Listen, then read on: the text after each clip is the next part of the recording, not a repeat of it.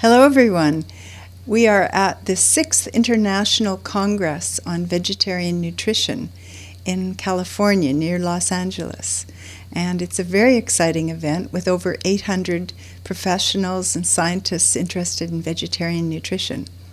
I'm going to be giving a presentation on raw vegan diets for health professionals, some of the key issues.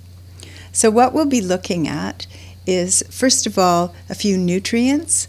Can we meet our recommended intakes for protein, for calcium, for iron, for vitamin B12 on raw vegan diets? And second, are there some health benefits in relation to chronic disease? For example, fibromyalgia, rheumatoid arthritis, and other chronic conditions. So what is a raw vegan diet? People have different definitions, but the most generally agreed are that the diet is 75% or more raw plant foods by weight. And sometimes people are 100% raw in their diet, and sometimes most of their plate is raw foods. There are also a high raw diet, many people interested in that level, and that is 50 to 75% raw foods. There's also fruitarian diets where people eat 75% of their diet as fruit. And these ones we'll be talking about a bit later, but sometimes people get into trouble without quite enough protein. And another interesting aspect of raw diets are the living food diets that came to us from Northern Europe. And Anne Wigmore started some sprouting and interest in that area. She was from Lithuania. And the Finns have done some extremely interesting research on raw diets. And these diets involve a lot of sprouted foods, grains, legumes, nuts, seeds. There's not so much fruit way up north. And these diets are quite high in protein, as we'll see, and very nutritious. So first of all, we wonder whether raw vegan diets meet recommended intakes for protein.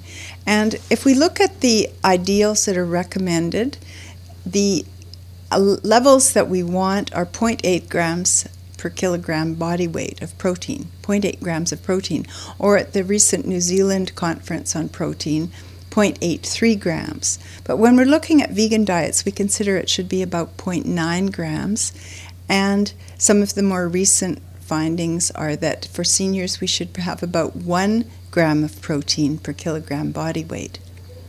A different way of looking at it in terms of the World Health Organization recommendations are that we have over 10% of our calories from protein.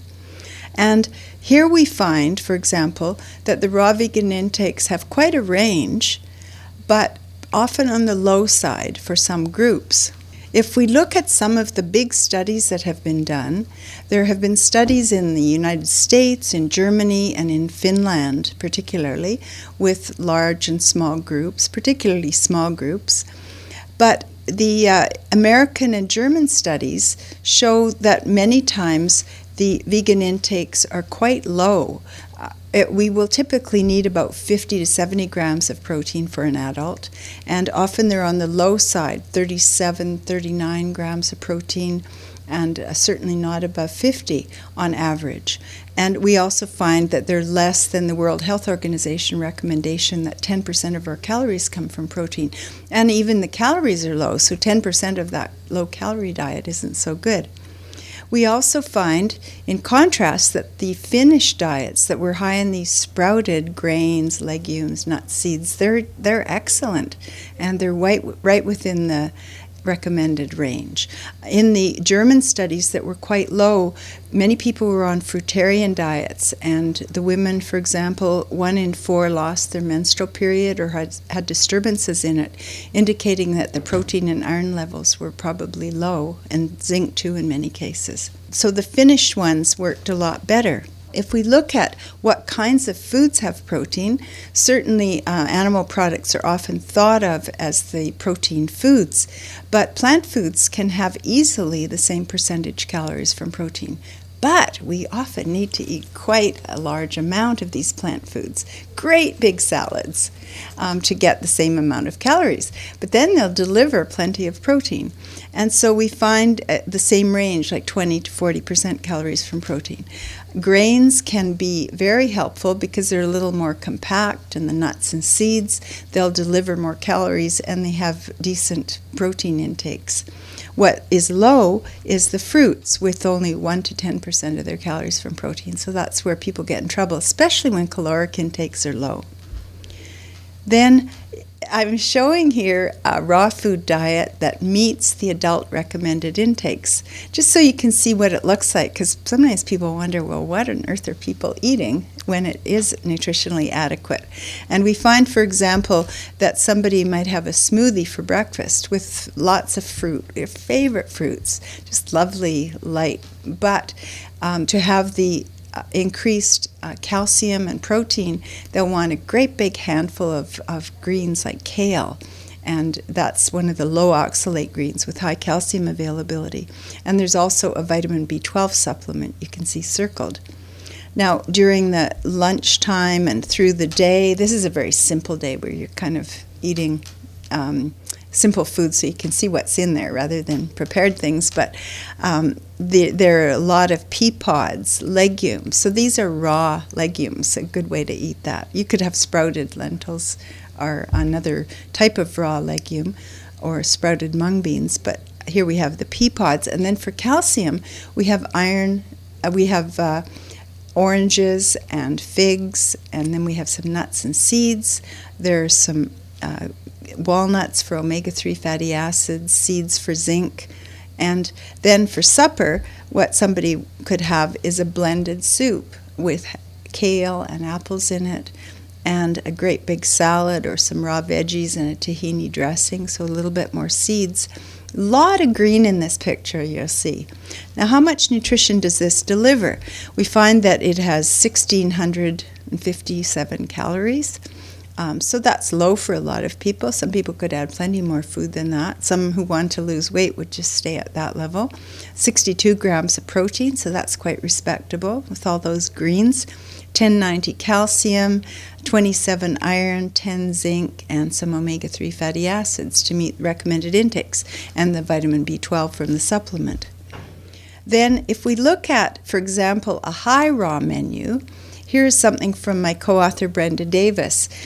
You'll see that this type of a menu has one item that is not raw at each meal. So for example, at breakfast, there is some calcium-fortified milk, like a non-dairy milk, could be almond milk, soy milk, and could be calcium-fortified yogurt. Then at lunch, there's some pea soup. But apart from that, like the breakfast is much like the early Swiss muesli, lots of fruit, a little bit sprouted grains, some nuts and seeds, and very nutritious for breakfast. And at lunch, a great big salad along with the pea soup, so we've got some legumes there. For supper, some beans or tofu and a big salad, some dressing. Then for snacks, we can have some more fruit, or we might have a frozen banana with chocolate dipped on, some dark chocolate.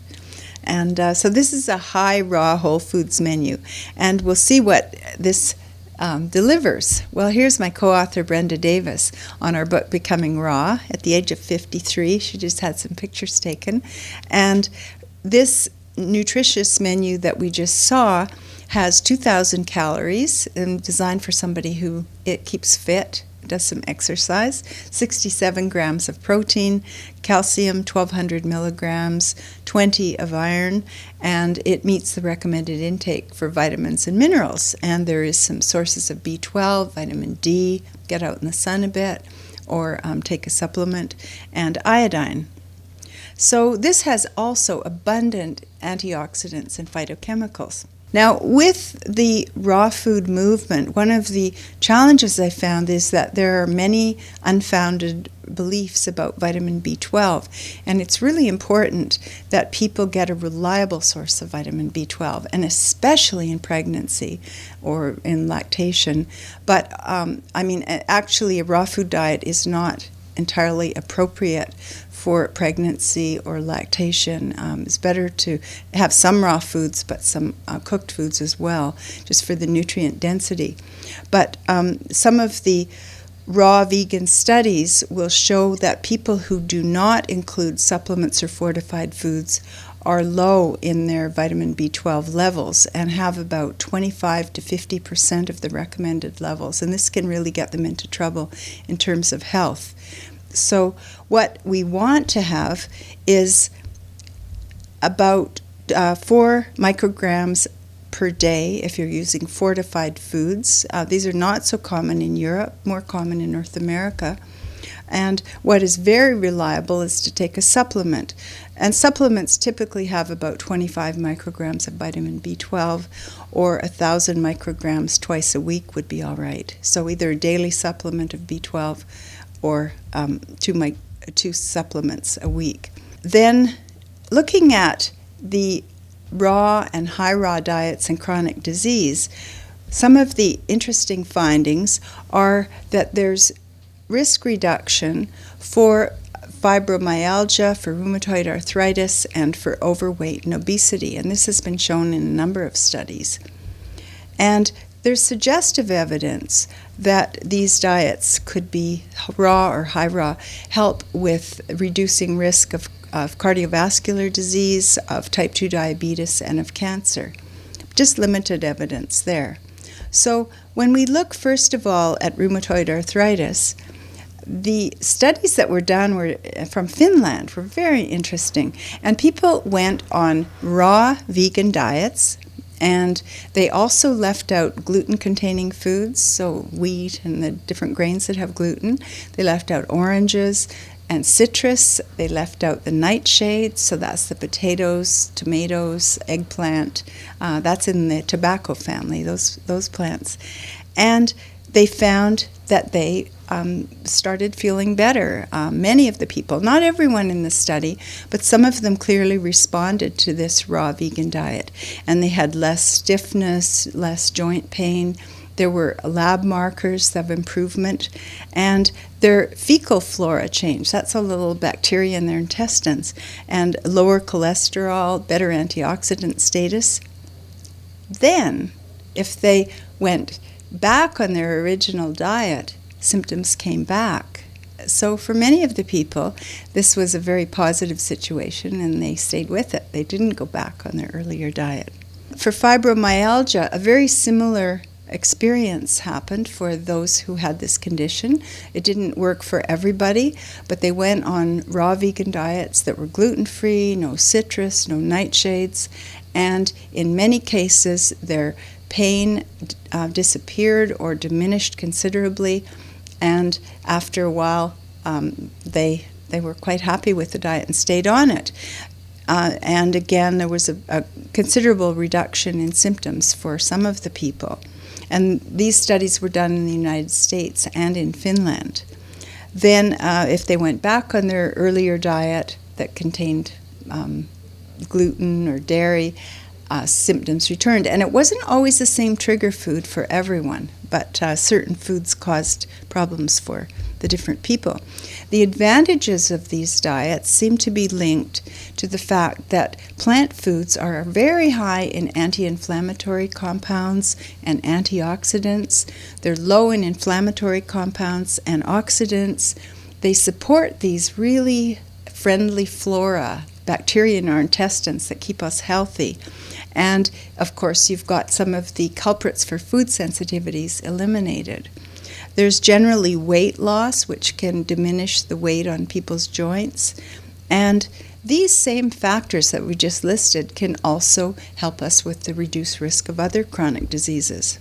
So, for example, with cardiovascular disease, some studies that have been done in Finland, United States, Germany, showed that there was lower blood pressure, the cholesterol levels dropped, triglycerides, the CRP, and the thickness of the carotid artery. So these could all be advantages for people. But if they didn't take vitamin B12, then they'd undermine the whole advantage of this diet because they'd increase the risk of cardiovascular disease with the high homocysteine levels that result when you don't have vitamin B12. Some of the advantages that there are with relation to type 2 diabetes are the low glycemic load of the foods on a plant-based diet that's raw. You give up the sugar, you give up the refined flour, all these baked things that make your blood sugar spike, and what you end up with is foods that have a low glycemic load.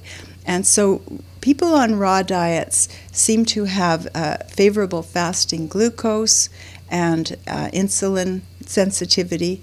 And so that looks like a promise there, but we haven't had studies that will really show the long-term benefits. Now, the other chronic disease that's of considerable interest is cancer. And the American Institute of Cancer Research and the World Cancer Research Foundation put out a book every 5 years. Wonderful book. They give it away for free. The cover is shown here. And there are scientists from all over the world, from about 30 countries, looking at the cancer-related studies that are done. And what they find is that vegetables really help protect us against cancer. And that raw vegetables and fruits help even more. So it looks very promising. And there are several enzymes in, for example, broccoli and those cruciferous vegetables that are good in a raw form. Garlic and those compounds in the onion family are again protective and in the raw form. And there's plenty of insoluble fiber that helps us get rid of carcinogens, protective phytochemicals, vitamin C. So the raw vegan diet has a lot to go for it, and also high raw. And also you avoid these heterocyclic amines and polycyclic aromatic hydrocarbons that are so toxic and clearly carcinogenic. The protection that we find with raw vegan diets is borne out as long as you make sure that you get enough vitamin B12, that you get vitamin D, so either you're in a sunny climate and get outside sometimes for a little vitamin D on your skin, or take a supplement at northern latitudes or in winter. And they can probably help us with a number of chronic diseases to choose lots more plant foods that are in a raw form. So with all these beautiful, colorful plant foods, we eliminate cholesterol, we eliminate trans fats, and we avoid these toxic components that can arise during cooking, things like barbecue, high heat. We just eliminate all that. And it can be a wonderful benefit to you. So we have 2 books out. One is called Becoming Vegan, and co-authored with my good friend and long-term writing partner, Brenda Davis. So it's Becoming Vegetarian. And in that one, we put a lot of questions people have about enzymes and food combining and raw history and whether you should have mushrooms raw, just a lot of different things that people are interested in about raw foods and how to do it right. We wanted people, wherever you are in the dietary spectrum, to succeed at having a really healthy diet and go into your years later on in life in very good health. And our other book, The Raw Food Revolution Diet, is centered on weight management because a lot of people are interested in that. And that's like drawing the line. If you're going to eat raw foods, it can really help to lose weight, and people have had tremendous success in that. And this book has great food in it. Our co-author, Sherry Soria, is on the cover, 62 years old in that picture, and she's got 3 black belts in karate. Looks pretty good. And so that's a book about health and weight management. So thank you very much.